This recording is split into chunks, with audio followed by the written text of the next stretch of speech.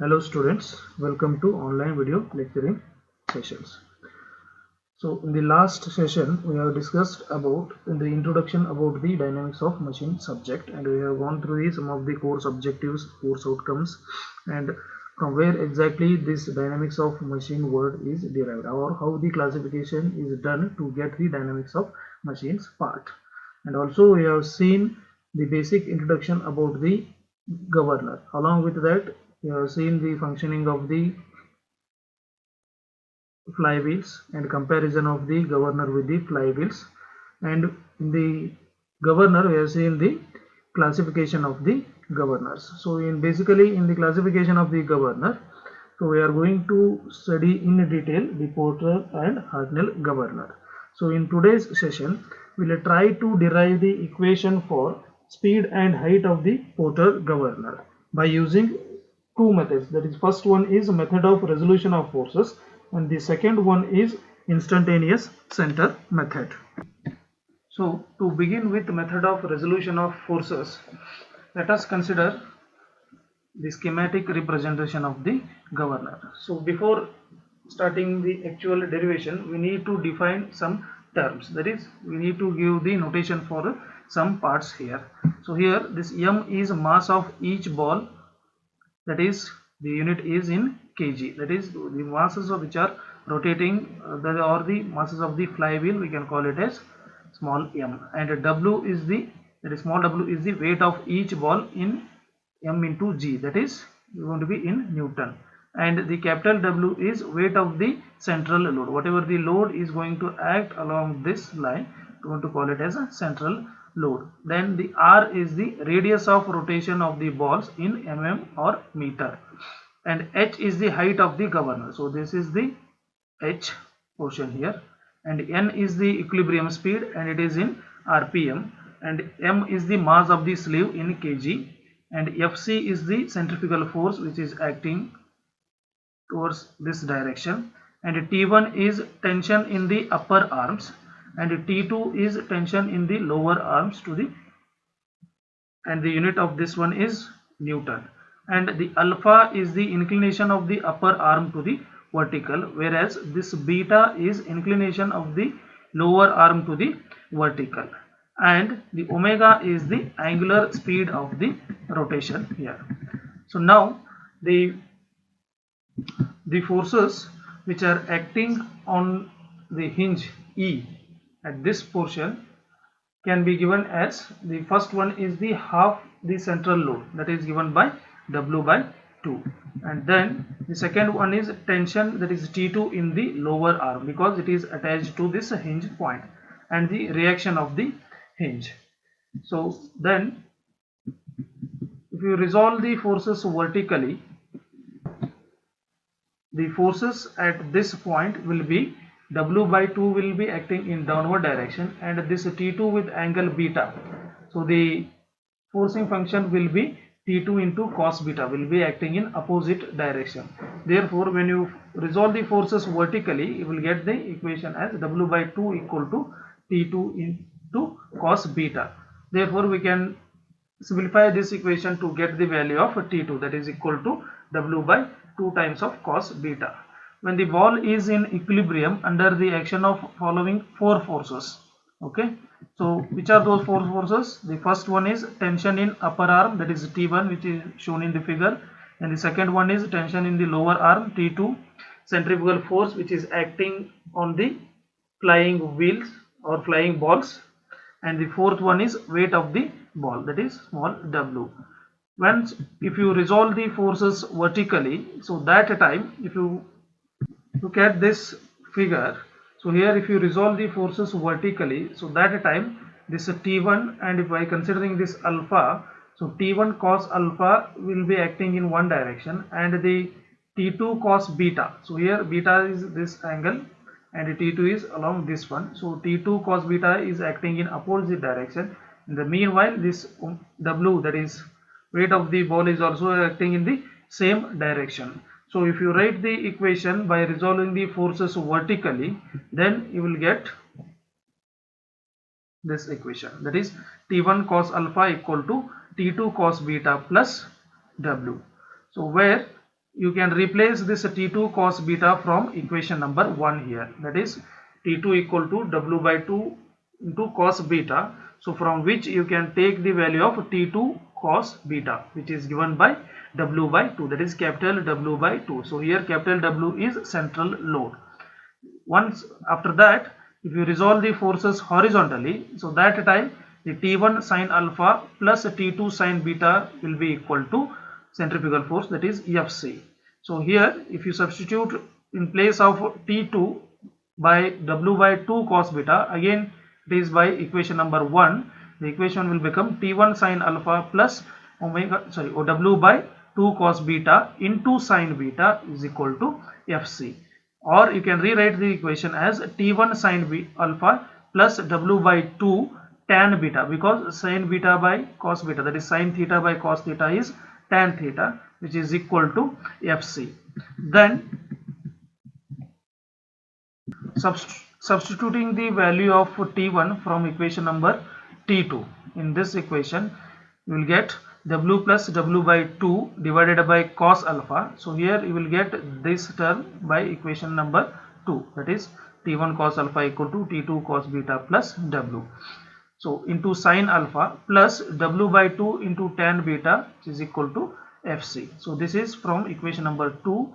We can replace T1 by this term, or we can rewrite the equation as W plus W by 2 tan alpha, because sin alpha by cos alpha is tan alpha, plus W by 2 into tan beta, which is equal to Fc. And moving further, dividing the above equation both the sides by tan alpha, we will get W plus W by 2 plus W by 2 into tan beta by tan alpha, which is equal to Fc by tan alpha. Or we can rewrite the equation as W plus W by 2 into 1 plus K. So here from these two terms I can take W by 2 as the common. So that time what will remain? 1 plus tan beta by tan alpha, and I will replace this tan beta by tan alpha by K. Here I have mentioned it, okay, which is equal to Fc by tan alpha. So then we know that the centrifugal force is given by Fc equal to m into omega square into r. So now from the triangle ABC in that schematic diagram, so the tan alpha equal to r by h. So here from this triangle, there is triangle ABC, this is the alpha. If you take tan alpha is given by opposite by adjacent. So here opposite is r, this distance, and adjacent is h. So we can write as tan alpha as r by h. So when you substitute this into the above equation, you will get W plus W by 2 into 1 plus K, which is equal to, here it is Fc by tan alpha. So we will substitute the value of Fc and tan alpha into this equation. So it will leads to m into omega square r divided by r by h. So which is given by m into omega square h. So here you can cancel r and r in the numerator and denominator. So it is 1 by h, and it's go to the numerator, it will become h by 1. Okay. So then we can write it as, if you want to get the equation for the speed, so you need to concentrate on this term. Here the omega square, even though this w and this r looks like a same letter, but here this is smaller w and this is the omega. So omega is nothing but it is the angular speed. So here our aim is to get the equation for the speed of the governor. So we'll try to simplify the equation to get the equation for omega square. So omega square equal to w plus w by 2 into 1 plus k whole divided by m into 1 by h.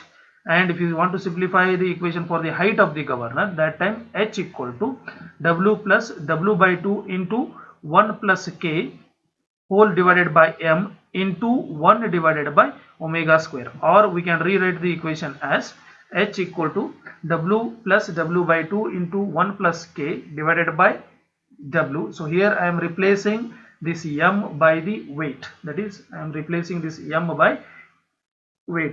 It will be m into g. So if you want to replace the m by weight, that time you need to divide that weight by g. So that is the reason why here you are getting that term g in the numerator. So it is divided by w into g by omega square.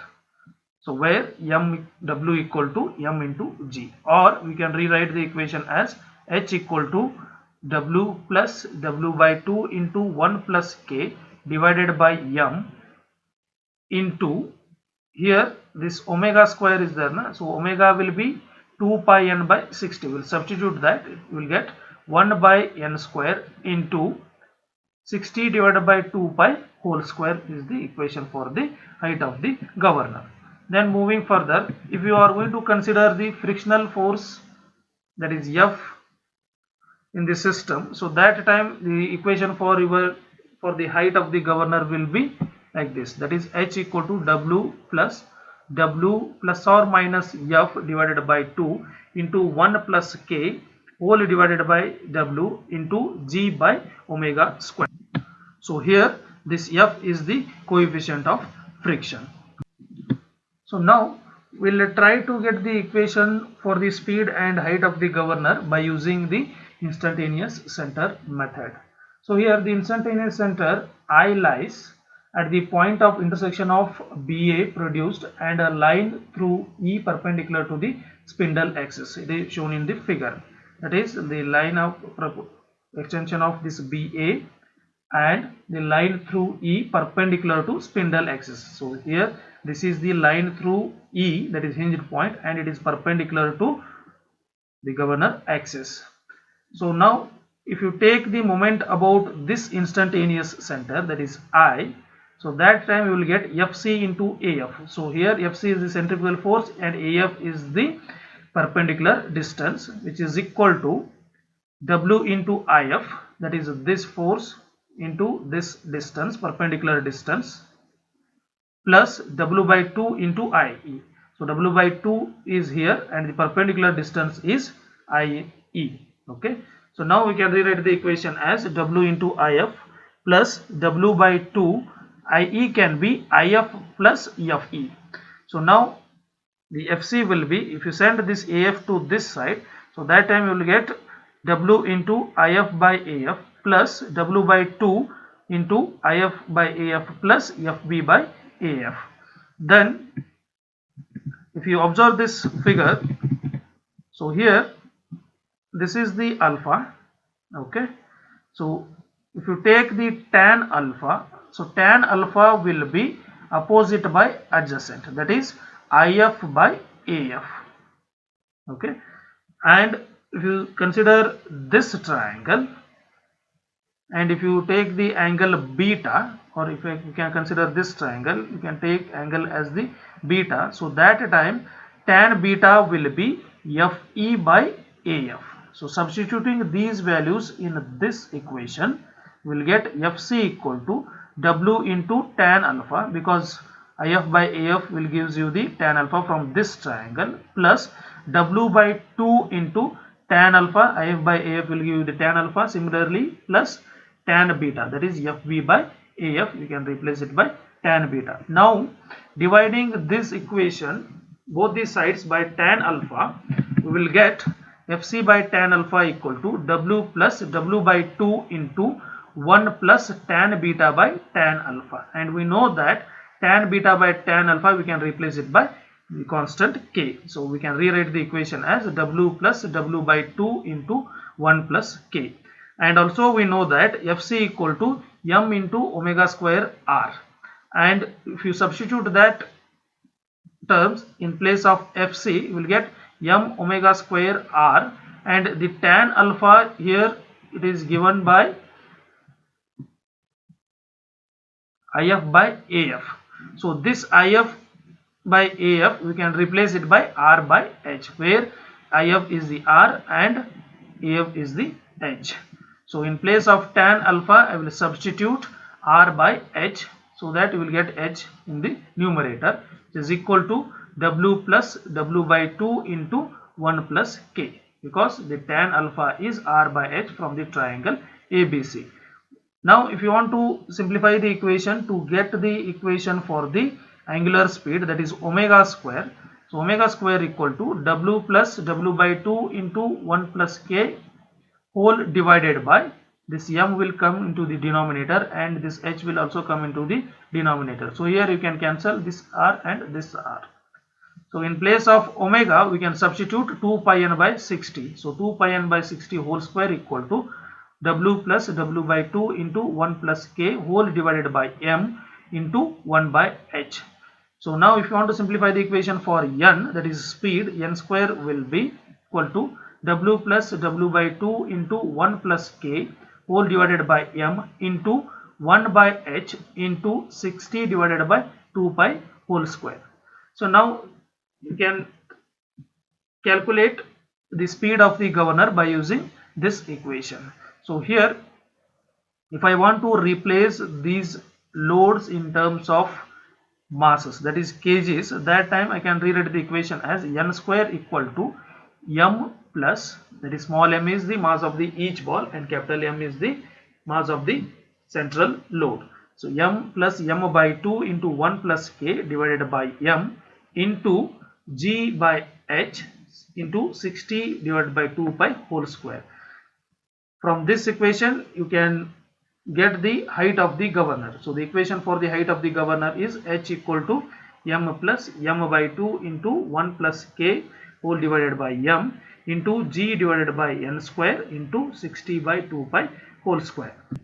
So in the derivation, while deriving the equation for the height and speed of the governor by using both the methods, nowhere we have considered the term frictional force. So it is very important to consider the effect of the frictional force on the speed and height of the governor, because the force of the friction always acts in a direction opposite to that of the motion. Therefore, when the sleeve moves up, the force of the friction acts in downward direction, and together the total downward force which is acting on the sleeve is going to be W plus F, that is capital W plus F. Similarly, when the sleeve moves down, the force of the friction acts in the upward direction, and therefore the total downward force which is acting on the sleeve, you can take it as W minus F, where that F is the coefficient of the friction. Then the sleeve moves upward when the speed increases, and the sleeve moves downward when the speed decreases. For that reason, if you consider the effect of the friction, so you can replace that capital W by W plus or minus F divided by 2 into 1 plus K. So here, when to take this positive sign? When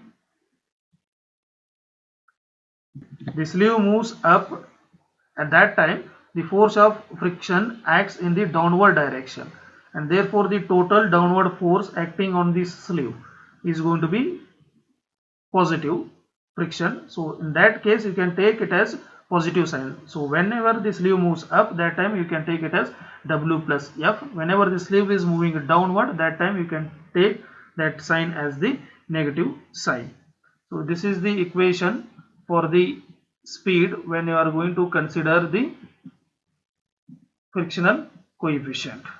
But when the tan alpha equal to tan beta, that time your k value will be 1. So in such cases your n square will be, that is the equation of the speed will be W plus W divided by m into 1 by h 60 divided by 2 pi whole square. Or you can rewrite the equation by replacing these weight terms into mass terms by adding this G4 to this equation. Now the next term is governor effort. So the notation is Q.